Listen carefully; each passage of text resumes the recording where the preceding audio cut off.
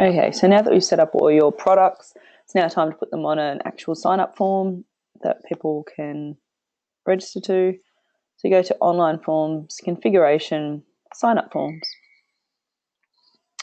We're going to add a new online registration form. We're going to use the blank form and just click Refresh. Okay, so this is where you set it all up. So your title could be your club name, your association name. It could be just whatever it is, whatever you're selling. You can put multiple products on the one form, so you don't have to be too specific. Your top description is where you can put in a blurb about your club or association. You can pop in important dates. You can trial dates, uniform trial dates, uniform colours, all those little things that people want to know about your club before they make a decision to come and play for you. And you can embed links and change the font and all that sort of stuff just by using the icons here. Once you've done that, you can scroll down, hit update. You can also pop in something in the bottom description if you've still got something. Keep in mind that the bottom description will be the last thing they see before they select the product. So keep your really important information in for that bottom description. Status, change from test mode access to active. And sort order is the same with your products. I just mark everything at 1. Disclaimer, you can set up a disclaimer or you can use the Netball Australia or Netball WA ones that are embedded in there.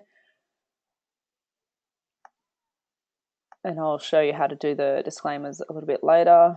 Contact name and contact email pre-fills automatically with your information. So if you're not the appropriate contact person for this particular registration, make sure you change that and pop in the right persons just so that you're not fielding all the calls.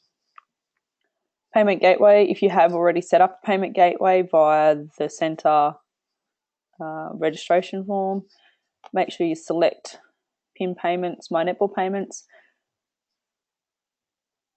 and don't forget to automatically add the processing fee if that's what you as a club or association have decided to do, keeping in mind that the transaction fee is still currently 31 cents fixed charge plus the 1.75% of the transaction amount. However, to ensure that you get the full amount that you're required, pop in 1.78 because of the rounding up. People were missing out on 1 or 2 cents. If you would still like to take offline payment, you have to tick the allow offline payment box and make sure that you pop in the offline payment description, how you would like to take any of those offline payments. You can enter in your direct debit details, checks made to, bring cash to, you sign on to your uniform try-on days, things like that. But you've just got to make sure you let them know how you would like them to pay. You can delete the tax rate if you're not registered for tax. Now this is where you can put in the questions that will be on your form. Not sure why state continues to be down at the bottom, but if you want to click and move it back up to where it should be, you just got to click on it and drag it and drop to the appropriate spot.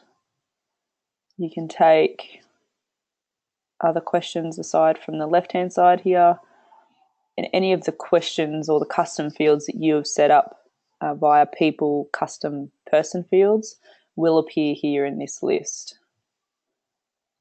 So the Netball WA ones, Netball Australia questions will appear here too. So you just keep scrolling down until you find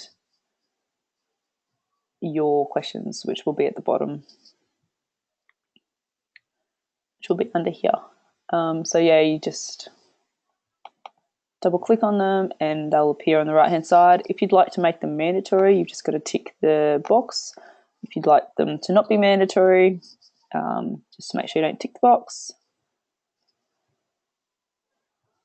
This is where you can take your registration products across. So we want to take across our junior registration product that we made earlier. And there's also a non-player coach and non-player umpire that had been previously set up, and you can take a volunteer one across as well. The bottom boxes are your saleable items, so you can continue to take them across. So if you had any uniform items, that's where they would appear. Keep in mind that participants can only select one product from the top boxes, but they can select multiple options from the bottom box.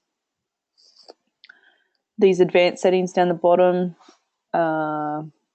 usually only click the create logins for new registrants. The manually approve all new registrants box only works for brand new players to netball. So if they have an ID previously and have played at another club or association, they won't actually fall into that box. But it is a list that people often forget about, because the people will appear on your registration list, but you won't actually be able to find, or they'll appear in your transaction list but won't appear in your registration list. If you're at an association level and setting up a registration form for all your members, you can tick syndicate to either entity teams or clubs. That will just give you the participants a drop-down list to select the club that they're playing for or the association. If you're at a club level, you don't need to worry about that. Once you've done all that, you can just hit update. If you go back to the management screen,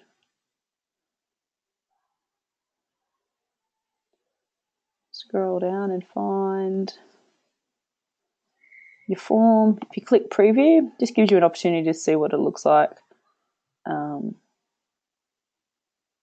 And you can grab the link, if you copy the link from the top and paste that into any emails, or you can put it on your website, anything like that you would like to advertise it to your members. That will allow them to actually click on the link and find your form. As